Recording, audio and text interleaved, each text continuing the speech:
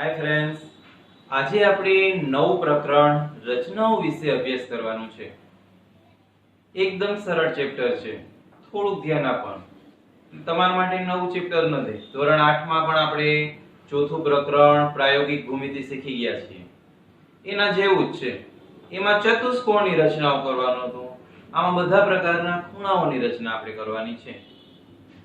બરોબર છે? એટલે ક્યાંથી ચાપ પાડવીને એ ખાસ ધ્યાન રાખજો કે ક્યાંથી ચાપ પાડીએ તો કયો ખૂણો બને, એ ધ્યાન રાખો એટલે તમારે ખૂણો છે એ દોરતા આવડી જશે। અને પરીક્ષામાં આ ચેપ્ટરમાંથી 4 માર્કના દાખલા પૂછાશે। કા 2 માર્ક વાળા 2 હશે કા 4 માર્ક વાળો એક દાખલો હશે। એટલે પરીક્ષાની દ્રષ્ટિએ પણ આ પ્રકરણ છે એ મહત્વનું છે। બરોબર? તો ચાલો આપણે સૌથી પહેલા આપણે પહેલો પ્રશ્ન જોઈએ। આપેલ કિરણના ઉદ્ભવ બિંદુ પર 90 અંશના ખૂણાની રચના કરો અને રચનાના મુદ્દા લખો। આ પ્રકરણમાં ક્યાંય તમને રચનાના મુદ્દા લખો એવું ન કહેવામાં આવેલું હોય તો પણ તમારે આ પ્રકરણના દરેક દાખલાની અંદર રચનાના મુદ્દા લખવાના રહેશે અને એકદમ ઈઝી છે। બરોબર? તો અહીંયા આપણે 90 અંશના ખૂણાની રચના કરવાની છે। આપેલા કિરણના ઉદ્ભવ બિંદુ પર, ઉદ્ભવ બિંદુ એટલે શું? તો કે કિરણની જ્યાં શરૂઆત થાય છે, અહીંથી શરૂઆત થાય છે, આપણે કિરણ દોરવાની શરૂઆત અહીંથી કરેલી છે, તો ઈ એમનું ઉદ્ભવ બિંદુ કહેવાય। અહીંયા આપણે 90 અંશનો ખૂણો બનાવવાનો છે। તો ચાલો આપણે બનાવીએ।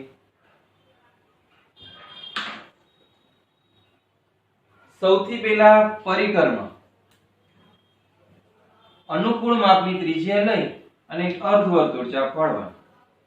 પરિકરનો અણીવાળો ભાગ ક્યાં રાખવાનો? તો કે કિરણ ઉપર ગમે ત્યાં નહીં, ઉદ્ભવ બિંદુ એટલે કે કિરણ દોરવાની જ્યાંથી તમે શરૂઆત કરી હતી એ શરૂઆતના બિંદુ ઉપર પરિકર રાખવાનું। તમે અહીં જોઈ શકો છો। બરોબર છે? પહેલી જ રચના છે એટલે આ બધું ધ્યાન રાખો, પછી આગળ જતા તમને સમજાઈ જાય। તો ચાલો અનુકૂળ માપની ત્રિજ્યા લઈ અને એક અર્ધવર્તુળ ચાપ પાડવાનો।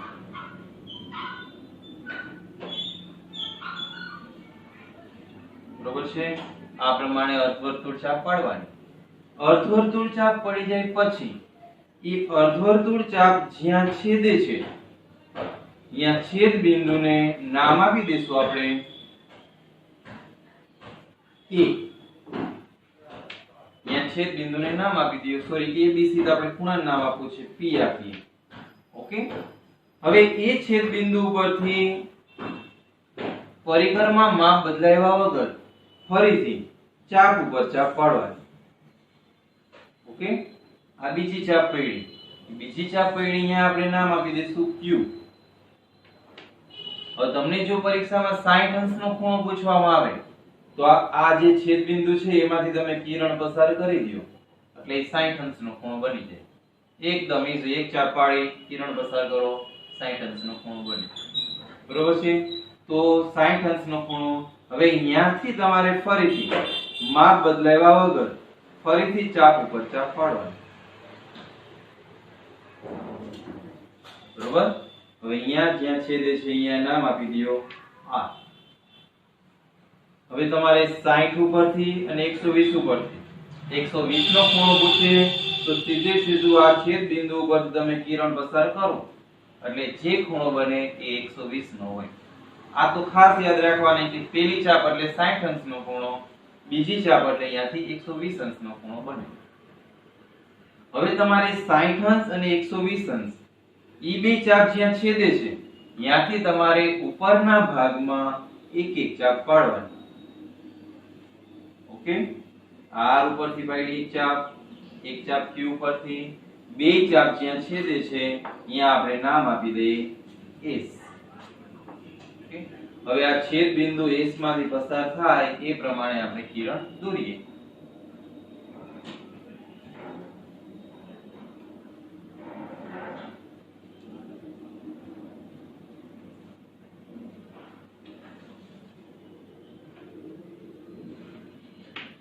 આ તમારા 90 અંશનો ખૂણો કમ્પ્લીટ થઈ ગયો। ઓકે?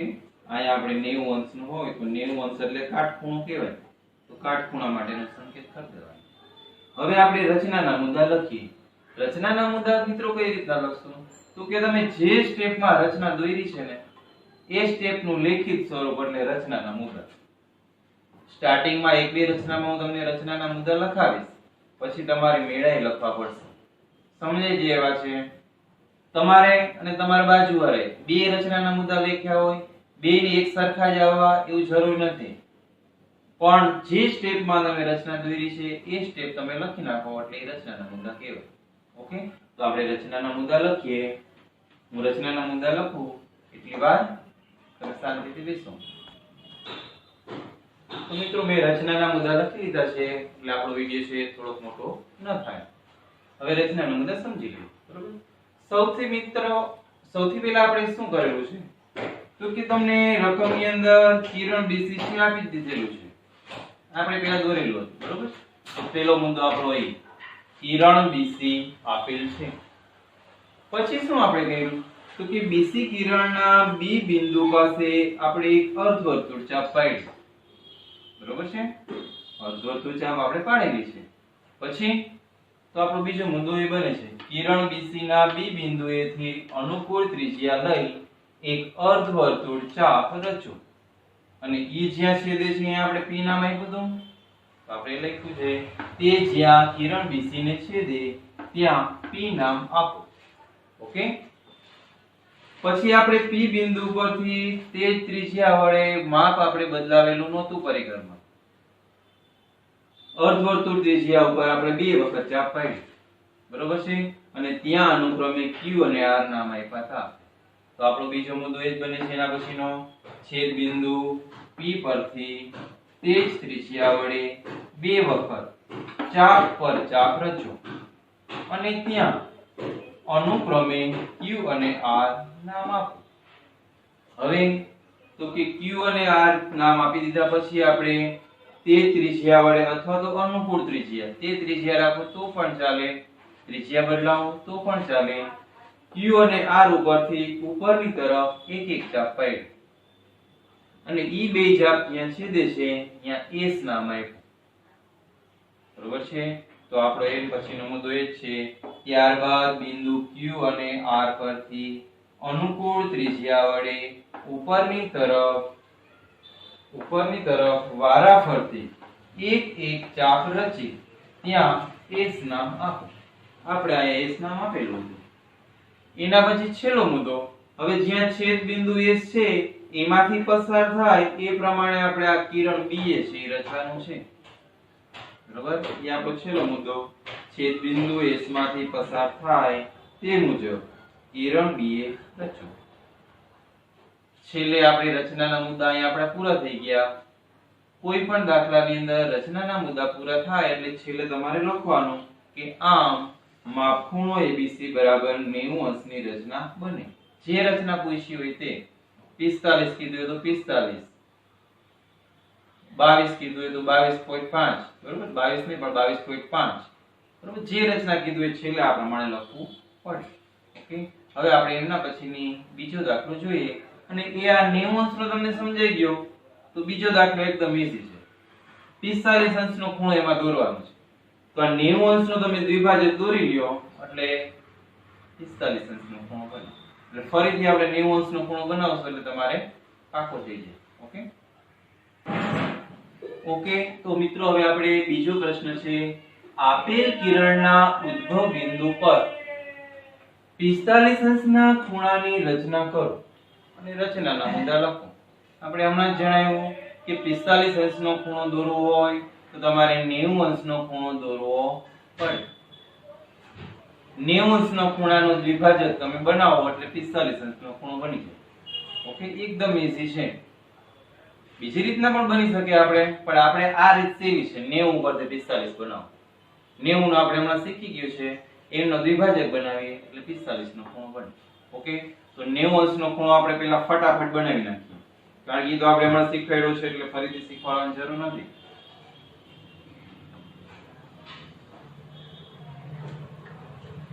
હવે આપણે દરેક જગ્યાએ નામ નહીં લખીએ. ઓકે, અર્ધવર્તુળ ચાપ પડી ગઈ.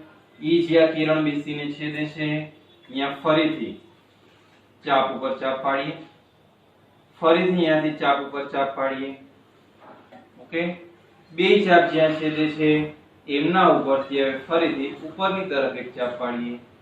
અહીંયા તમે એને માપ રાખીને પણ ચાપ પાડી શકો છો અને માપ બદલાવો તો પણ ચાલે. ઓકે, મેં અહીંયા એને માપ રાખ્યું છે. એને માપ રાખો તો વધારે સારું, નાની રચના બને. ઓકે, હવે આ બે ચાપ જ્યાં છેદે છે, આ બે ચાપ જ્યાં છેદે છે ત્યાં આપણે નામ આપી દેશું P અને અહીંયાથી આપણે કિરણ એક પસાર કરશું.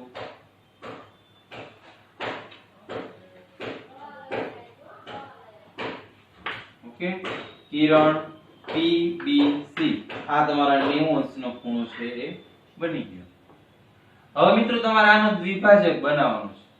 તો દ્વિભાજક બનાવવા માટે ચાપ ક્યાંથી પાડશું? તો કે આ અર્ધવર્તુળ ચાપ છે ને ઈ જ નજરમાં રાખવાની તમારે હંમેશા. આ અર્ધવર્તુળ ચાપ જ્યાં BC ને છેદે છે ને અહીંયા આપણે અત્યારે નામ P આપી, સોરી P દેવાઈ ગયું છે, Q નામ આપી દઈએ. અર્ધવર્તુળ ચાપનું આ કિરણ જે આ 90 અંશનું જ્યાં છેદે છે અહીંયા આપણે R નામ આપી દઈએ. હવે તમારે 90 અંશના ખૂણો એની જે બે બાજુઓ છે એ અર્ધવર્તુળ ચાપમાં જ્યાં છેદે છે ને અહીંયા આપણે નામ આપ્યા Q અને R. હવે આ Q અને R ઉપરથી તમે ચાપ પાડો અનુકૂળ માપની ત્રિજ્યા લઈ. ઈ બે ચાપ જ્યાં છેદતી હોય ત્યાંથી કિરણ તમે પસાર કરી દો એટલે તમારા 45 અંશનો ખૂણો બની જાય. ઓકે,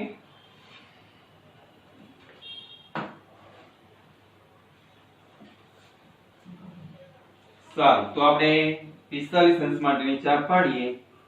માપ કેટલું રાખવાનું? તો QR જેટલું તો હોવું જ જોઈએ. પરિકરનો અણીવાળો ભાગ છે Q પર રાખો, પેન્સિલ વાળો ભાગ છે R બિંદુ પર રાખો. એટલું માપ તો મિનિમમ હોવું જોઈએ. કદાચ એનાથી વધારે આલે તો પણ એના કરતા ઓછું હોય તો ચાપ ક્યાંય છેદી શકે નહીં.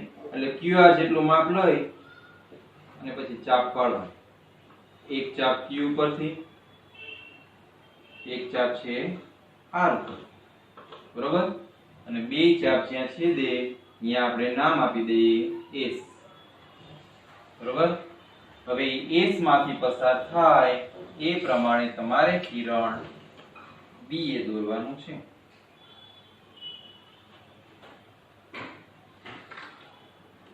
ચાલો, S માંથી પસાર થાય એ પ્રમાણે આપણે કિરણ B એ દોર્યું. નામ આપી દઈએ ખૂણો ABC. આ જે ખૂણો છે એ 45 અંશનો છે. આટલો ભાગ આખે આખો છે 90 નો દો, પણ આ પછી દ્વિભાજકથી જે ખૂણો બન્યો 45 અંશનો બને. હવે આપણે રચનાના મુદ્દા લખીએ. તો મિત્રો હવે રચનાના મુદ્દા જોઈએ. પહેલો મુદ્દો, કિરણ BC આપેલ છે. સૌથી પહેલા રકમમાં તમને કિરણ BC છે આપી દીધેલું છે, બરોબર? બીજો મુદ્દો, હવે પછી આપણે મિત્રો 90 અંશનો ખૂણો બનાવ્યો છે. તો 90 અંશના ખૂણા માટેની રચનાના બધા મુદ્દા આપણે લખવાની જરૂર નથી. સીધો આ જ મુદ્દો આવી જાય. માપ ખૂણો PBC બરાબર 90 અંશ થાય તે મુજબ કિરણ BP રચો. બધા મુદ્દા નહીં લખવાના, માત્ર એટલું જ લખવાનું માપ ખૂણો PBC બરાબર 90 અંશ થાય તે મુજબ કિરણ BP રચો. ઓકે, એના પછી ત્રીજો મુદ્દો, QR જેટલા માપની ત્રિજ્યા લઈ વારાફરતી Q અને R બિંદુ પરથી એક એક ચાપ રચો અને ત્યાં છેદ બિંદુને S નામ આપો. પછી આપણે શું કહ્યું છે? તો કે QR જેટલું માપ આપણે લીધું અને પછી Q અને R ઉપરથી વારાફરતી એક એક ચાપ પાડી જે બે ચાપ જ્યાં છેદે છે ત્યાં આપણે નામ આપ્યું S. ઓકે, તો આપણો એ ત્રીજો મુદ્દો થયો. હવે એના પછી ચોથો મુદ્દો, છેદ બિંદુ S માંથી પસાર થાય તે મુજબ કિરણ BA રચો. હવે આ છેદ બિંદુ જે BS છે એમાંથી પસાર થાય, સોરી, છેદ બિંદુ S છે એમાંથી પસાર થાય એ પ્રમાણે તમારે કિરણ BA છે રચવાનું છે. તો આ પ્રમાણે તમારા 45 અંશનો ખૂણો બને. મુદ્દા પૂરા થઈ ગયા. અહીંયા છેલ્લે લખવાનું આમ માપ ખૂણો ABC બરાબર 45 અંશની રચના થાય. ઓકે, તો અહીંયા આપણો બીજો પ્રશ્ન કમ્પ્લીટ. હવે એમના પછીનો ત્રીજો પ્રશ્ન જોઈએ. ઓકે, તો મિત્રો હવે આપણે ત્રીજો નહીં પણ પાંચમો પ્રશ્ન જોઈએ છે.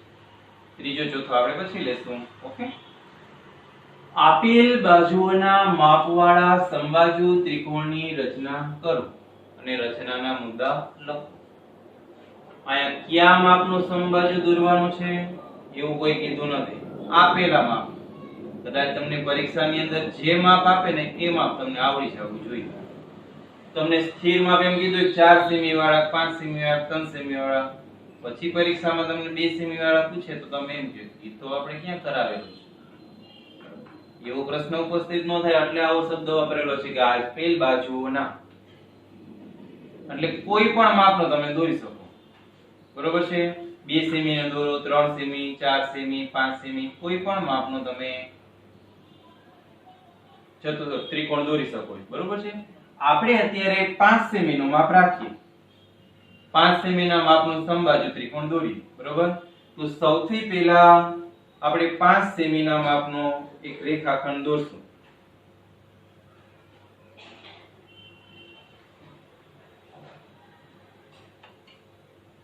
પાંચ સેમી નો રેખાખંડ BC દોરીએ. ઓકે, રેખાખંડ BC આપણે 5 સેમી નો દોરાઈ ગયો. હવે 5 સેમી ના માપનો ચાપ લઈ અને એક ચાપ છે B બિંદુ ઉપરથી, એક ચાપ છે એ C ઉપરથી. પણ સૌથી પહેલા શું કરવાનું? 5 સેમી ની ત્રિજ્યા તમારે લઈ લેવાની, અથવા તો આ BC ના માપ જેટલી ત્રિજ્યા છે તમારે પરિકરમાં લઈ લેવાની. પછી એક ચાપ છે B બિંદુ ઉપરથી, એક ચાપ છે C બિંદુ ઉપરથી પાડવાનું. ચલો, સૌથી પહેલા શું કરવાનું? સ્કેલમાં તમારે 5 સેમી નું માપ લઈ લેવાનું, અથવા તો એમ ન કરવું હોય તો આપણે BC છે એ 5 સેમી નો દોરેલો છે, એમાં આ પ્રમાણે 5 સેમી નું માપ લઈ લેવાનું. ઓકે, 5 સેમી નું માપ લેવાઈ જાય પછી B બિંદુ ઉપરથી સાવ છેડે રાખવાનું પરિઘ, ઉપરની તરફ એક ચાપ પાડવાના. ફરીથી માપ બદલાવ્યા વગર C બિંદુ ઉપરથી ઉપરની તરફ એક ચાપ પાડવાની. બે ચાપ જ્યાં છેદે ત્યાં નામ આપી દેવાનું છે E. ઓકે, હવે A અને B ને જોડી દો, A અને C ને જોડી દો તો સમબાજુ ત્રિકોણ છે તમારો કમ્પ્લીટ થાય. 5 સેમી લંબાઈનો સમબાજુ ત્રિકોણ બની ગયો.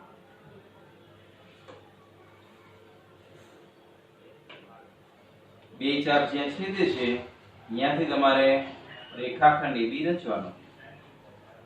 એ જ પ્રમાણે રેખાખંડ AC રચવાનો.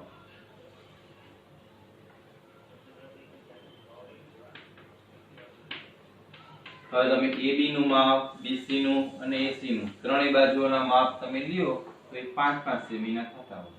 તો આ પ્રમાણે સમબાજુ ત્રિકોણની રચના દોરી શકાય. એકદમ ઈઝી રચના હોય તો આ. મિત્રો, આના રચનાના મુદ્દા હું નથી લખાવતો, તમારે લખી લેવા. ઓકે, તો અહીંયા આપણે આજનો લેક્ચર છે એ પૂરો કરીએ છીએ. હવે પછીના લેક્ચરમાં આપણે ત્રીજો પ્રશ્ન જોઈશું. ઓકે.